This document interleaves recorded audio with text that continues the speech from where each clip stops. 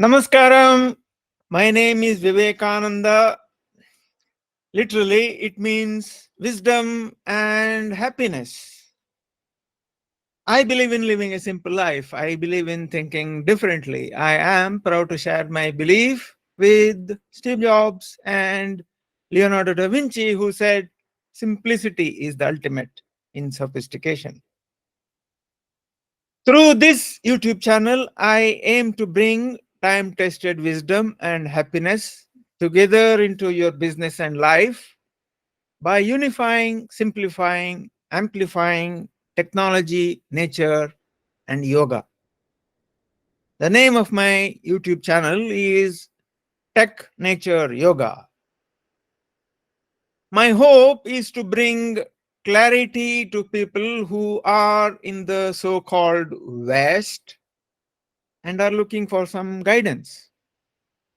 Even if you are in a different part of the world, you might still find my effort worthwhile because much of today's world is, as it is called, westernized.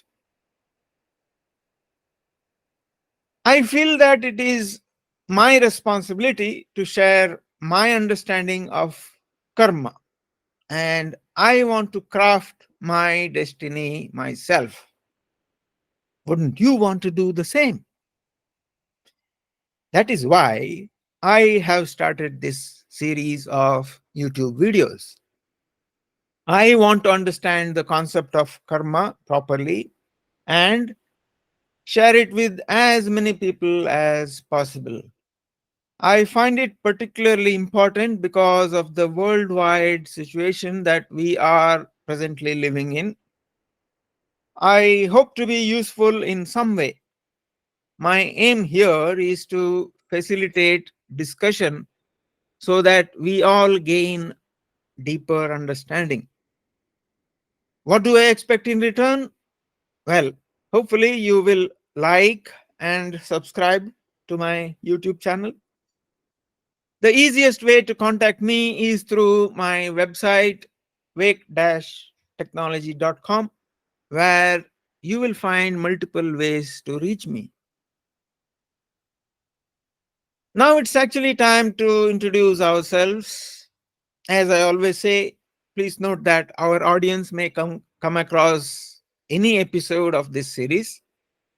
Because of that, these introductions need to be repeated in every episode. Now, I have already introduced myself. It is time for my guests today to introduce themselves. Um, I shall also make a note that in the final recording that goes onto YouTube, I shall be inserting slides which tell, give the information about our guests. So, which I cannot do it right now because when if I share my screen and you are speaking, um, my screen share will be bigger than you and all that. So it's a bit messy. So you'll see the result in the YouTube video. So okay. I shall call out each of your names. Please unmute your microphones and introduce yourselves. Um, I would like you to limit yourselves to 1 minute each while answering the questions you see on the screen. I have explained why I am big on why. And best way to contact you, please let us know that. I will be inserting the appropriate slides in the final video, and website slash YouTube channel, etc. So, okay, let me start with the Nidhiyaka. She has been missing last time, but today she's here. So I'll stop the screen share.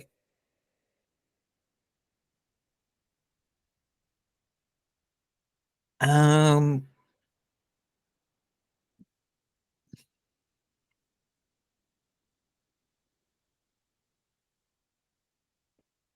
Namaskaram. Okay. So my name is Nidhi. My why is spirituality, or by spirituality, I mean meditation. When I went into meditation, I felt that it has benefited me a lot. And I think that the world around me will be benefited if they do some kind of spiritual practices, if they go to explore spirituality, and when the world around me is nice, then it will be a nicer world for me as well. So for that selfish reason, I decided to do this channel called Science of Spirituality. Mhm. Um, yeah, and you can go and explore it. The handle is for my YouTube channel. The handle is @Science of Spirituality, and you can contact me at yogisword11@gmail.com. Namaskar. Thank you. Lowland, please. Oh.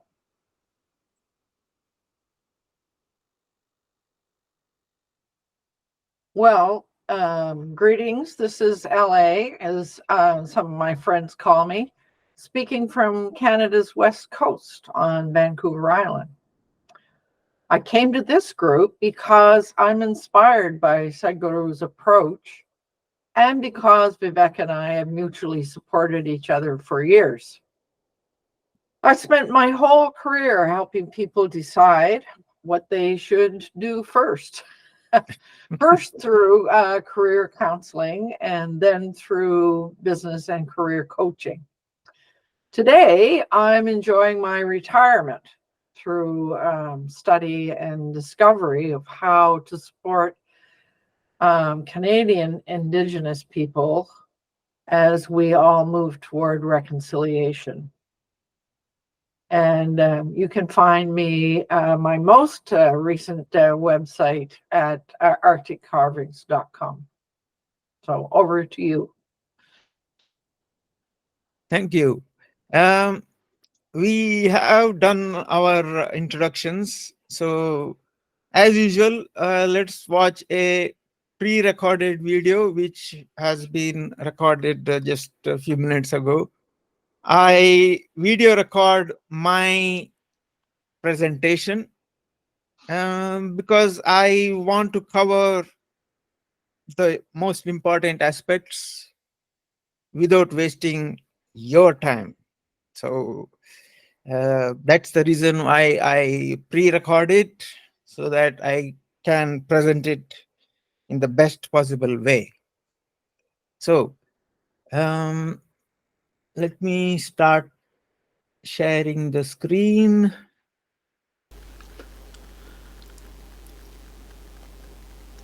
Karma, a yogi's guide to crafting your destiny. Let us study chapter 8. This chapter has a title of Karma Yoga and the Physical Body. Here is Karma Sutra number 7. Let me read this sutra for you. If you take more karmic load now, when you are well and capable, later you will walk hands free. The first section is embodying karma. Notice the quote marks around the word embodying. Let us look at how Karma Yoga can be practiced on the level of the very first dimension of the self that we are aware of, the physical body. How is the physical body influenced by karmic memory? And how can we use the physical body to be free of the cyclical bondage of karma? There are many imperceptible ways in which the karmic structure influences and even distorts the physical body. It is not merely your lifestyle, what you eat, what you drink, what you inhale, that has an impact on your body. The subtlest aspects of your thought and emotion can also influence the physical. Start with a physical, simple example. You can usually tell if a person is happy or despondent if you look at their face. If you become more observant, you will find that when disrupted or disturbed, people actually sit or stand differently. Over time, these postures turn habitual and harden into vasanas or tendencies. Modern medicine is now well aware of the notion of psychosomatic ailment. This acknowledges the inseparability of the mental and the physical bodies. As we have seen earlier, for every sensation there is a mental fluctuation and a corresponding chemical reaction. The same process also works in reverse.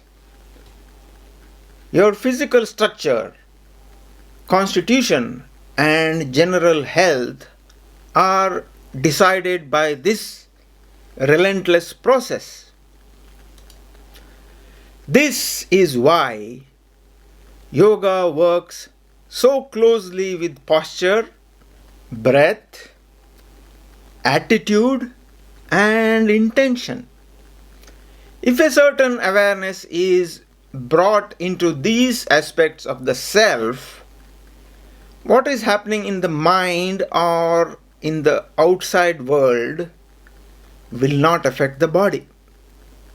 When you are psychologically distraught, it is particularly important to hold your body consciously, because your karmic substance is trying to shape your body according to its distortions.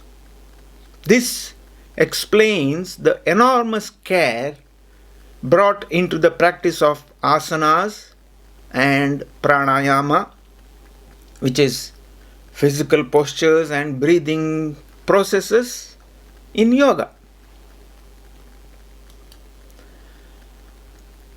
Now, allow me to take a few seconds for a call to action. I hope you find it useful so far. So, I request you to like this video. Please subscribe to my channel at Tech Nature Yoga and hit the bell icon so that you can customize the notifications you get when I upload a new video. The next section is Karma Yoga and Asanas. Okay, as I reached this point in the book, I thought I should remind the audience of this YouTube series one specific aspect of Hinduism. The ultimate aim of Hinduism is liberation or mukti. And this happens only when one has worked out all of his or her own accumulated karma. With that reminder, let me get back to the book. How exactly does the physical dimension of yoga, Hatha Yoga as it is called, prepare the body to deal with karma? If you cultivate the body in a certain way, it will actually be capable of taking on more of the karmic load. This is how your accumulated karma, sanchita, transforms itself into allotted karma, prarabdha. The estimation of how much of a karmic load you can take on is done by your own innate intelligence. This intelligence will decide the volume of the stock you should handle for this lifetime, based on your physical and energetic capability and, of course, the karmic balance you have.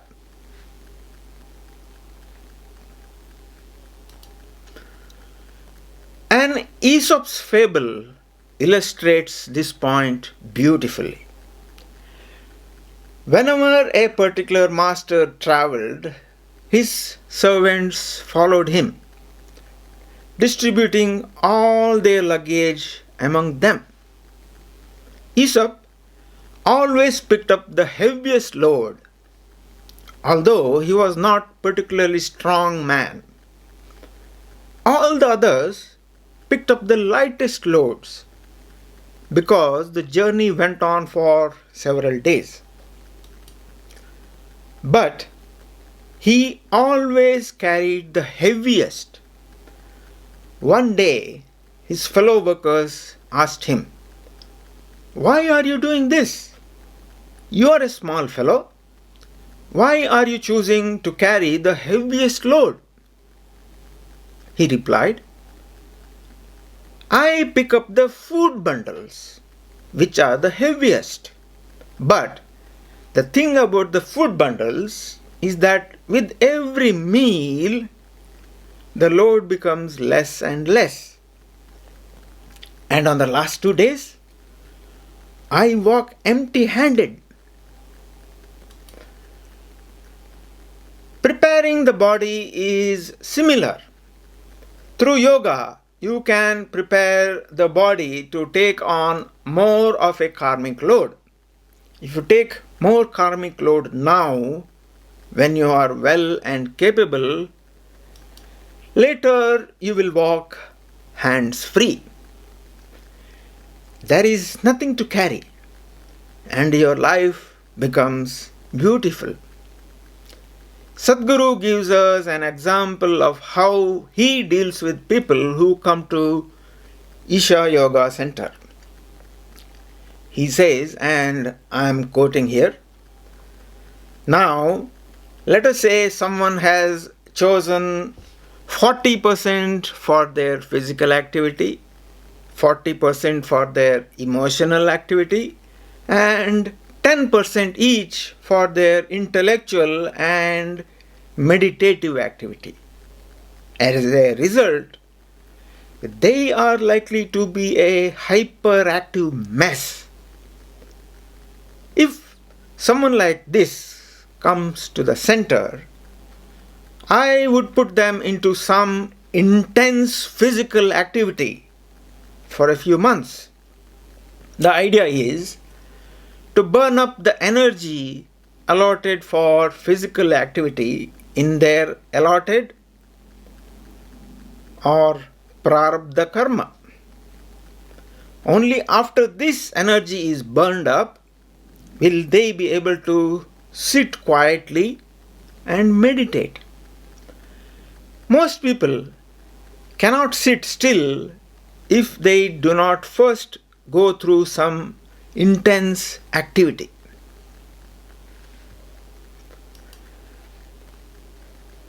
Now, let me take a few seconds once again to explain my call to action.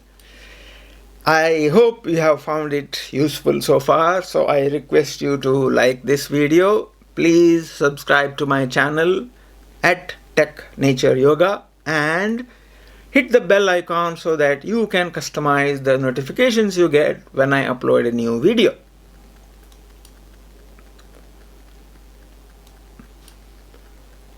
The next section is common karmic frictions. People experience some common psychological frictions throughout their life. Frictions that they call as stress. Stress is caused when people try to run their life engine without adequate lubrication. However, some basic yogic practices can offer the needed lubrication for everyone's life. There are more complex levels of friction when the karmic inheritance doesn't fit well with one's physical body. For instance, when a certain karmic inheritance does not find the right kind of womb. There are also times when the energy body does not fit well into the physical body. Sadhguru says, and these are his words, for some reason I see more such people in the east coast of America than in the west, or in the northern part of India than in the south. This might be connected to the nature of the land itself, the kind of memory the geography carries, the general atmosphere, or various historical factors. Sometimes, because of education, technology, altered social situations, or a certain acquired competence, people are able to attain a state of well-being even though their current karmic situation does not allow it. They live lives that are way beyond their karmic blueprint. In short, they have been placed in a far better life situations than their karma allows. At such times, it is very important to upgrade oneself. Otherwise, you will end up suffering your well-being. This is a common malaise in the world today. Most people's problem is not a life that is hellish, but a life that is too heavenly. These are the ailments of privilege. People's systems grow confused because the information within them says one thing, but their life events say another.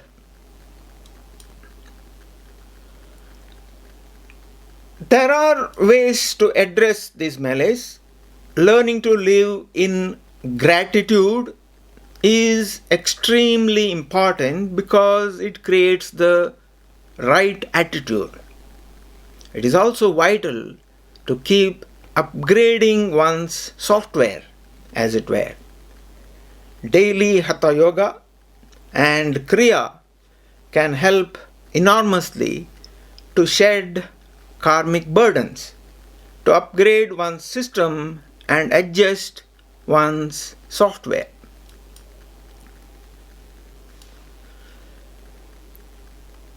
At this point, Sadhguru gives us a sadhana or a toolkit.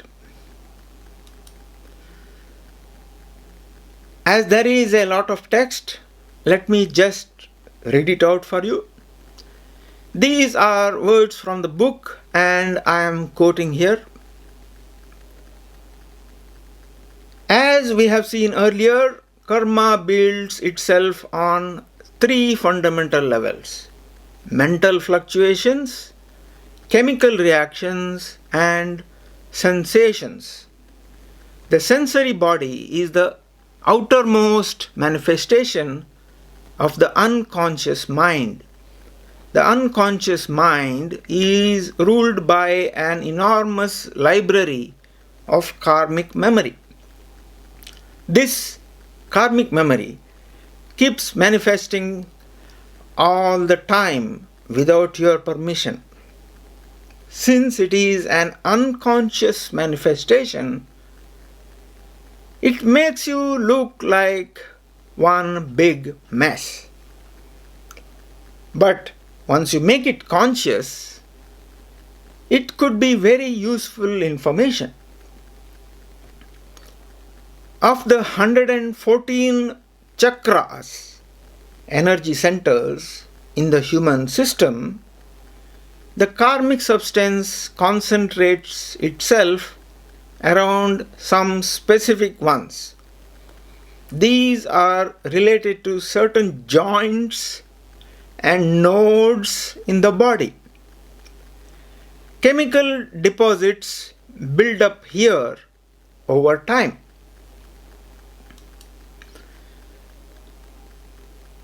You may have tried mentally to alter certain simple habits, but you find that within a couple of days you fall back into them.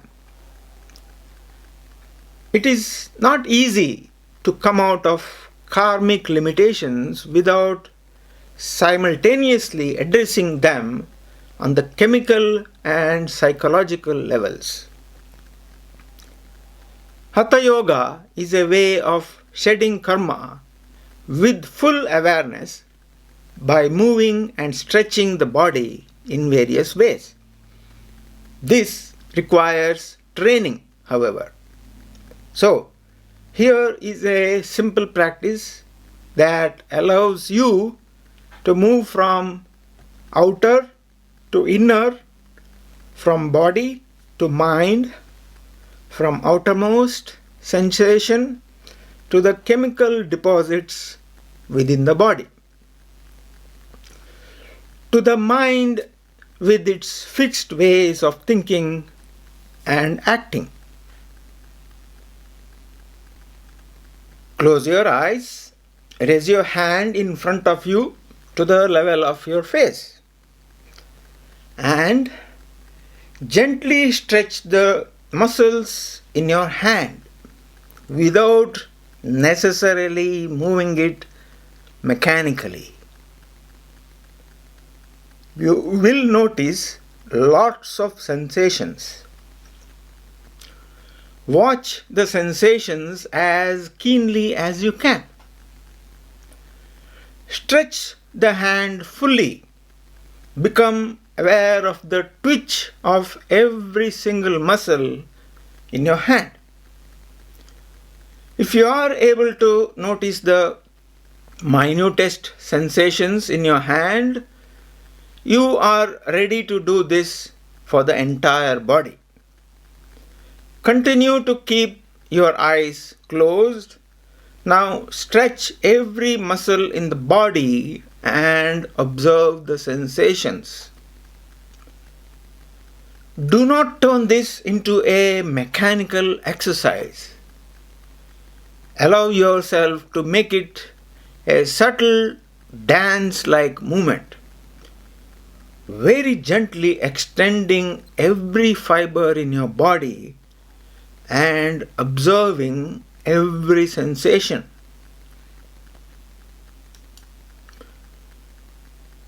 This simple process can help release chemical deposits in the body that have built up over time because of the many shifts and fluctuations in thought and emotion. This is one way of releasing them and, in the process, shedding karmic deposits as well. In the process, the very way you perceive and experience the world will be altered. Additionally, this is a useful way to start cultivating awareness. Generally, people inhabit the body in unawareness. Only when they experience a toothache or a backache do they suddenly become aware of the body. The rest of the time, although the body is there, it is inhabited unconsciously. So, one of the simplest ways to begin cultivating awareness is to start with physical awareness. Awareness does not stop there. It deepens into various other dimensions. By starting with the body, which is a constant factor in your life, offers you an opportunity to practice maintaining your awareness continuously. The next section in the book is karma and the elements. With just 5 elements: earth, water, fire, air, and ether. Think of the incredible diversity of life. We see millions and millions of manifestations around us, and no two individuals are ever the same. What makes this extraordinary diversity possible? It is the fact that the elements are highly receptive and have the capacity to acquire memory. Over time, a layer of information, or what we might call karmic substance, gathers on each of these elements. Without these layers of specific information, each human being would not be so utterly unique. The elements play a major role, therefore, in perpetuating karma. Let me say that again. The elements play a major role, therefore, in perpetuating karma. Yoga has a system called Bhuta Shuddhi, which is about cleansing the elements of accumulated information or karmic substance. The 5 elements imbibe and hold information. This information naturally creates intention. Once you have an intention, you naturally start moving in a particular direction. By cleansing the elements of this layer of information, Bhuta Shuddhi is capable of transforming a human being in miraculous ways. Every yogic practice, whether it is a posture, asana, or other hatha yoga practices, or a breathing process, pranayama, or kriya, internal action, is actually a way of cleansing the elements within us. But there is also a direct Bhuta Shuddhi process that is a hugely powerful way to clean up. This cannot be taught in a book because it is a process of transmission, not instruction. But it is important to introduce readers to the existence of this possibility because it is one of the most effective processes of inner cleansing.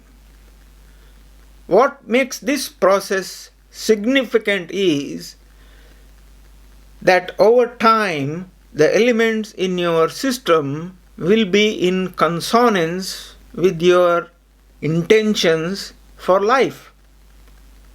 They begin to function the way you want them to. Over time, this will also have some impact on the elements around you.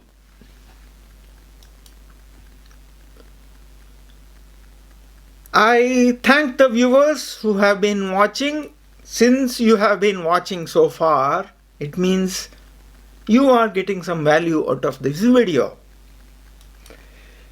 So, let me take this opportunity to request you to like this video. Please subscribe to my channel at Tech Nature Yoga and hit the bell icon so that you can customize the notifications you get when I upload a new video. The book Karma is available in multiple formats and multiple languages: English, Hindi, German, French, Spanish, Italian, Russian, etc. etc. It is also available as paperback or electronic books such as Kindle or audio format from Audible, where Sadhguru himself reads the book. You would find the links to these in the description of this video on YouTube. Okay, it is time for our discussion.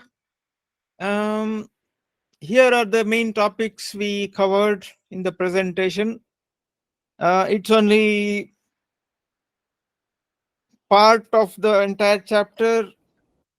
The chapter contains actually there are 3 sadhanas Sadhguru gives. So I said no, we can't cover all 3 of them, and so many other concepts all in one go. So it had to be split into 2. So, but these are the things that we covered today: embodying karma, karma yoga and asanas, common karmic frictions, karma and the elements. So I'll paste these in the comments here within Google Meet so that we can discuss them.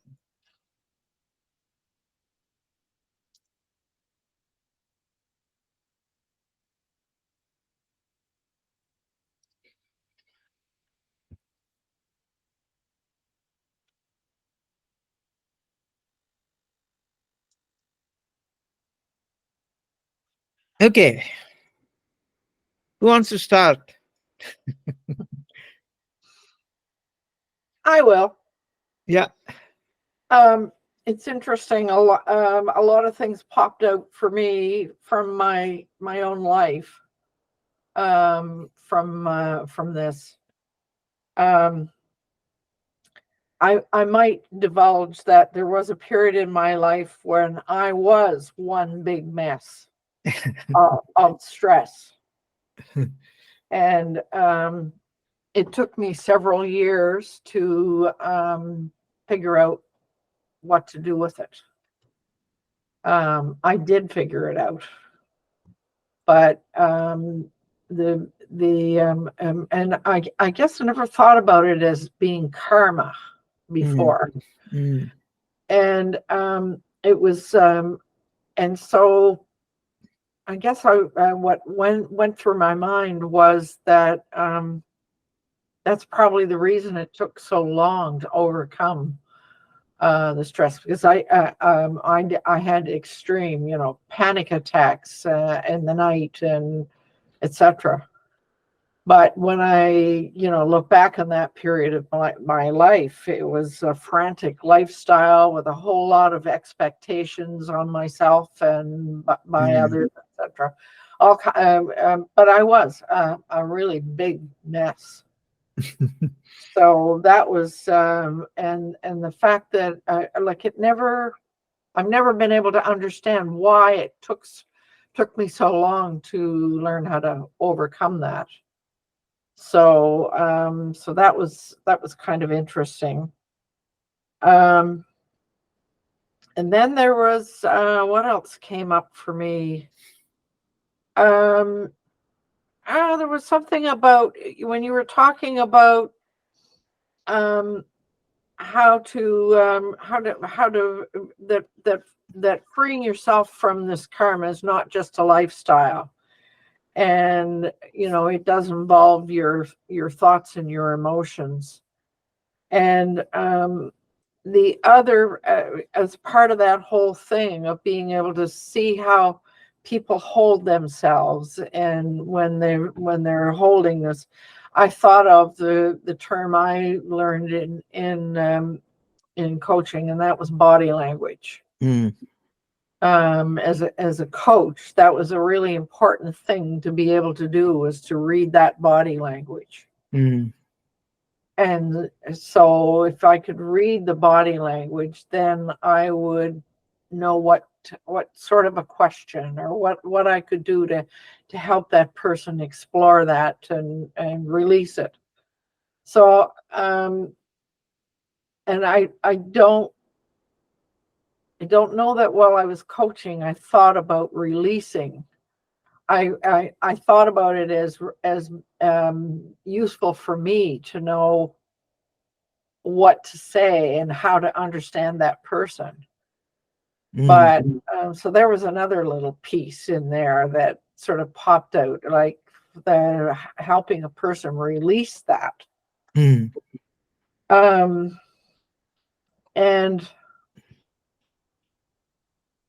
I'll share one other thing that because I could go on and on here, because I made a lot of connections in my own past life.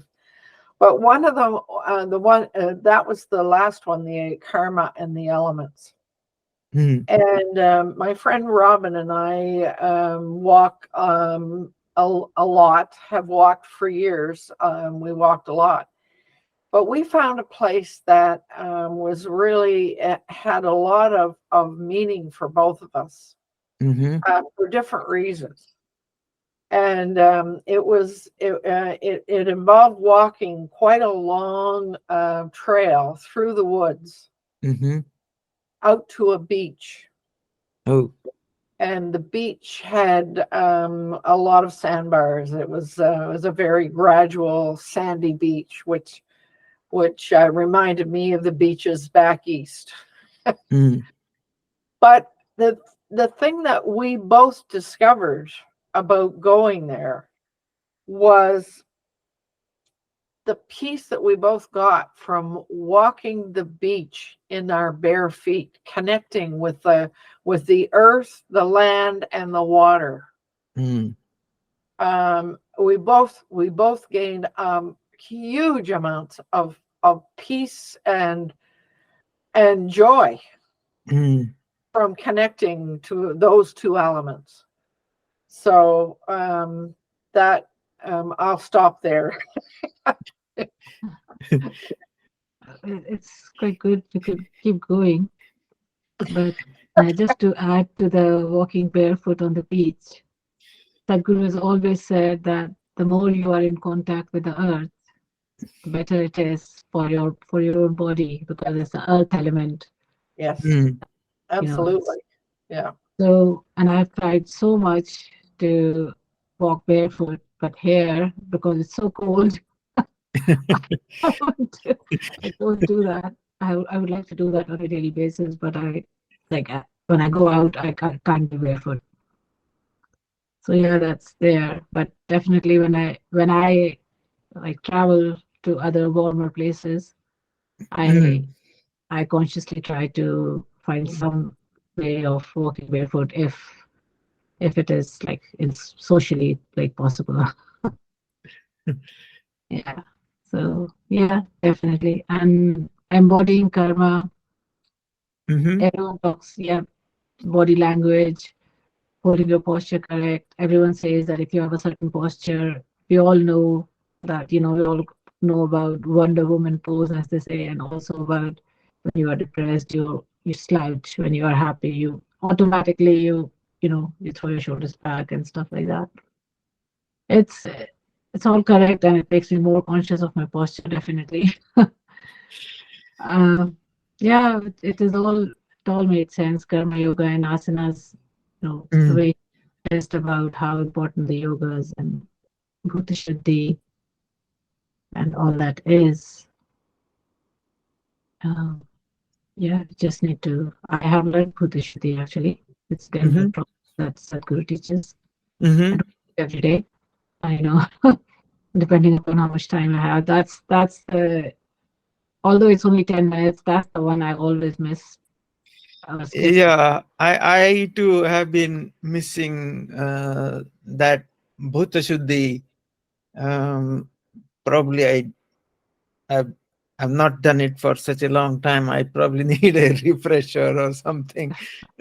I do remember how to do it because I have done it but I do skip it a lot. I do skip it a lot, and that just Yeah. how important it is.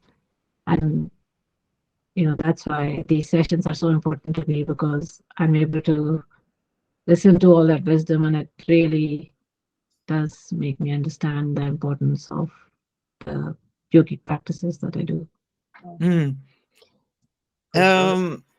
What struck me was the fact that he says that when you are young and able, you should uh, try to download as much karma as possible and work it out and burn it. So because he says when you do that, when you're old and bones become stiff and all that, and when you're not when you reach a stage when you're not able to move as freely as you do now, it would be more difficult to burn karma. So if you do it now when you're able to, so that is one thing which really struck me. Yeah. So could I throw out a question that because it brought something up for me. I was thinking about the relationship between meditation and yoga, Mhm. hatha yoga, Mhm. and I started wondering in my because at some point in your presentation you talked about recognizing sensations, Mm. and so the sensations, I've noticed in a type of yoga I've just tried not long ago called somatic yoga, which Mhm. is isolating various muscles and recognizing what happens to them. And I remember feeling that was a very interesting exercise. So I recognized that, but I guess I used to only want to do hatha yoga in the evening. I always found it very difficult to do in the morning. Mm. Maybe because maybe when you get up in the morning, you're stiff or whatever. I don't know. But then I started to think, so when is, if there's a relationship between hatha yoga and meditation, which I really honestly think there is, when you start Mhm. talking about, yes, the postures, the breath, the attitude, and the intention, and all of that, and then add this whole piece about sensations. Mm. I wonder if there's a better way or an effective way to put those two together and to know which way works the best. Maybe it's just self-evaluation. I don't know, but what do you guys think about that? Actually, Sadhguru says that when he says yoga is first of all, yoga is not a physical exercise. Yoga is a state of union. When you are in union with Yeah. the cosmos or the universe, right? When you don't feel that you're separate from the universe. So that state can be achieved by physical hatha yoga practices, that and also by meditation. So when we say yoga, the practice, because that practice takes you to that state, so we have started calling the practice as yoga. But so those practice can be, so yoga is meditation. In the Western world and also in India, we think yoga is the physical exercise, but meditation is also yoga. Mm. So That's one way to yeah, think about so it, both right? are yoga. In Patanjali's, or Sadhguru has also said that he does not. I don't think Sadhguru distinguishes between physical and. So when he says yoga, it's both. Mm. Mm. So yeah. Somewhere I read a this is I don't think this is from Sadhguru, but I read a analogy which is not very I don't know whether it is anyway. He was saying the article, I think it was saying something like the physical activity that you do, the yogic exercises, the asanas, Mm. and the meditation. The example that that person gave was all these yogic exercises are like foreplay, and the Okay, meditation gotcha. and the meditation is like the orgasm. Oh, okay. Well, So That is actually true. A lot of people, I've heard people saying that, and I believe it is true. I think that they say that when they do meditation by itself, it's mm, not as effective. mm, But if they do yoga before and then they do meditation, then it's much more effective. It's just mm, because yoga like stretches your body. mm. And I learned transcendental meditation before I joined Sadhguru. I don't know if I said that. I think Yeah, I mentioned you that. mentioned, yes. In Hmm. in transcendental meditation, they tell you that when you are doing meditation, transcendental meditation, which is all you just sit down and you just close your eyes and you just meditate, right? And they say that when you will be doing your transcendental meditation, you might feel some twitching in the body or um, some you will feel things. Some you might not always, but sometimes you might feel things moving in the body. And meditation causes that because the stress is not stored in your brain as you think. The stress is stored in the entire body. Mm, So when you stretch with yoga, you release stress. But when you do meditation and you are less stressed, your body starts, the muscles start relaxing, and that could cause a little bit of twitching, because you're not really moving, but the muscles have now started relaxing. So, yeah, so when you do yoga and you have already de-stressed yourself and then you do meditation, so obviously it is going to be more effective. It will feel like it will probably reach a higher goal than it would, mm. right? So, it yeah. it sounds like I'm doing everything in the wrong order. I'm doing meditation in the morning, followed by my exercises. And maybe I should be doing my exercises prior to meditation and maybe do it in the evening. Yes. Mm-hmm. Yes. Sadhguru always gives that uh, order of doing things. The order is first the Yeah, exercise, then you have a shower, and then you do the meditation. That will be most effective. But if you think you're going to miss the meditation because you might spend all the time exercising and showering and then you have no time left, then you do right. the meditation first because make sure you don't miss it. Yeah. Wow. Well, I'm gonna at least try to reverse the order and see if I find a difference. Now, mind you, now when I'm doing meditation, I'm doing Vipassana, which is really focusing on sensations. And you know, the changes, the changes in sensations as you move along and as you observe. So yeah, so maybe that's well worth thinking about. Maybe do the exercises first, and then do the Vipassana meditation afterwards. Yeah.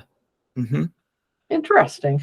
Sadhguru, in some videos, he also says that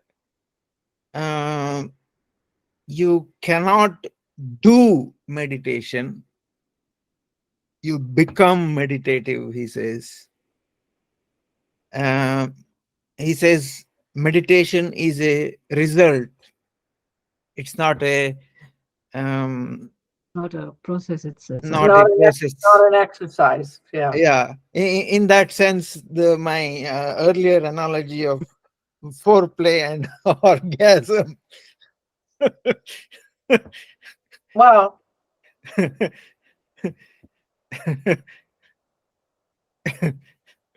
Interesting. I'm going to try it though. I'm going to try doing my exercises. I call it exercises, but several things within that are asanas actually. But you know, your point about burning your energy, your karma, while you have the energy. One of the things I've noticed is that when I'm trying to do hatha yoga, I mean, there was a time when I was very, very flexible, and I could do almost all of the asanas without difficulty whatsoever. But there are some now that I have a great deal of difficulty with. Because as you get older, things tighten up. Yeah. I did read.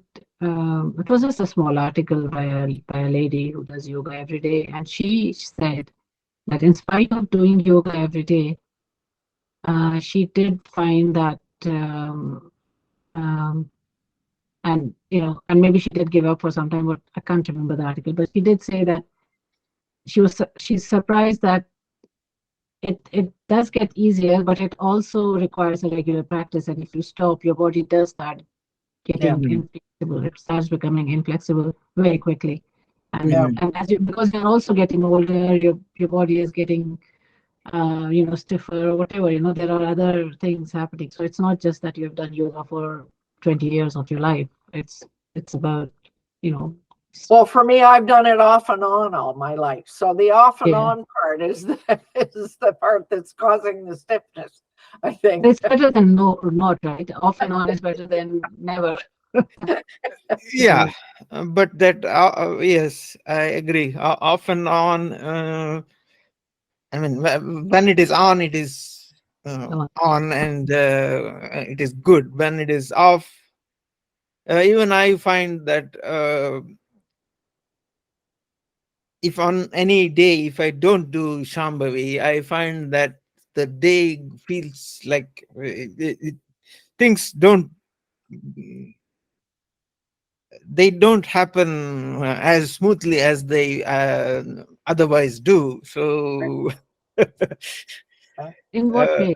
In what ways? Like it's like physically, mentally, or both. I find that some of the things don't happen, or I find that I get into some sort of difficulty, or then I'll have to put more effort into it, and or may have to convince somebody, things like that. what is it? Difficulty because you did something, or the No, difficulty? because I did not do Shambhavi that day, something like that. When difficulty. What is the difficulty? Is it like you did something, or just difficulty falls upon you. You know that it's not your fault, but something just happens. Yeah, Something I, like that. For no fault of mine, I suddenly find that I typically have to handle a lot of customers, and some days I suddenly find that there is a difficult customer, but when he talks to me, his attitude is completely different.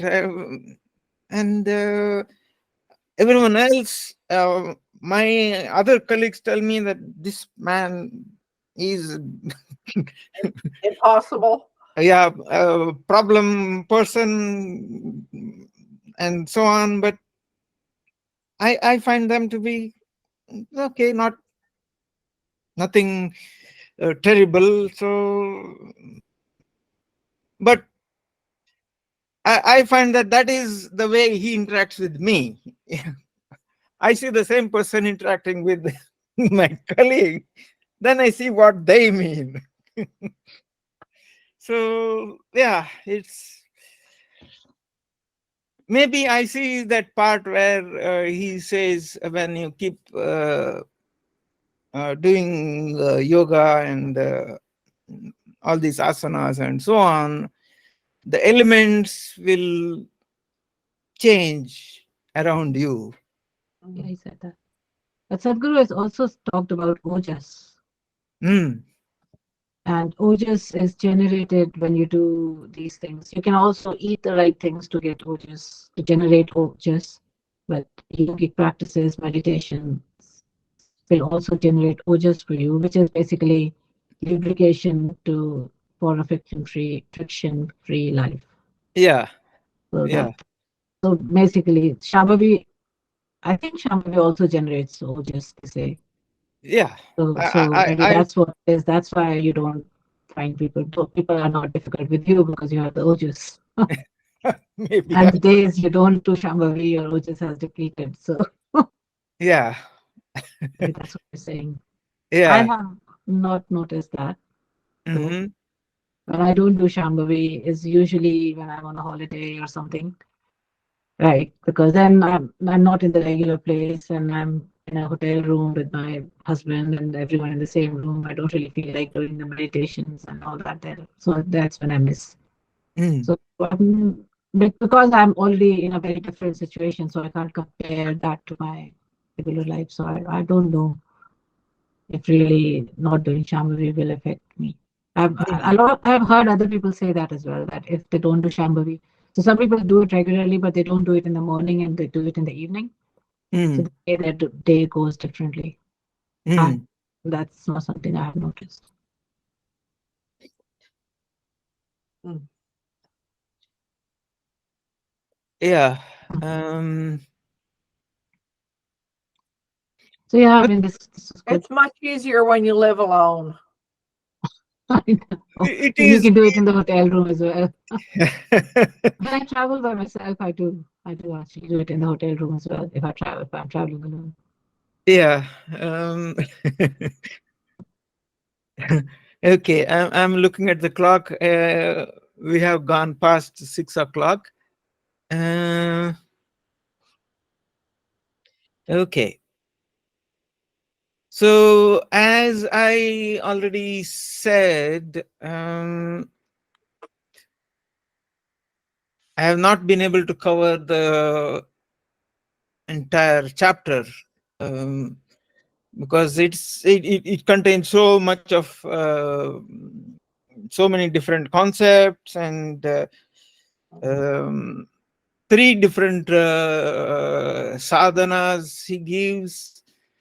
I was able to cover just one today. So, okay, so these are the aspects we covered today. Um, Next week, we shall cover the remaining part of this chapter. Um, Again, it is Karma Yoga and the physical body. Hopefully, we'll be able to cover the other two sadhanas. They are bit more elaborate, I think. And one of them actually, I feel it's not complete because he mentions a mudra, but he doesn't explain how to do it. So probably I need to do a bit more research as well. So anyway, so that is what we'll be covering next week, Karma Yoga and the Physical Body, part 2. So yeah, namaskaram to all my relations. Namaskaram to all my relations. Namaskaram to all our relations.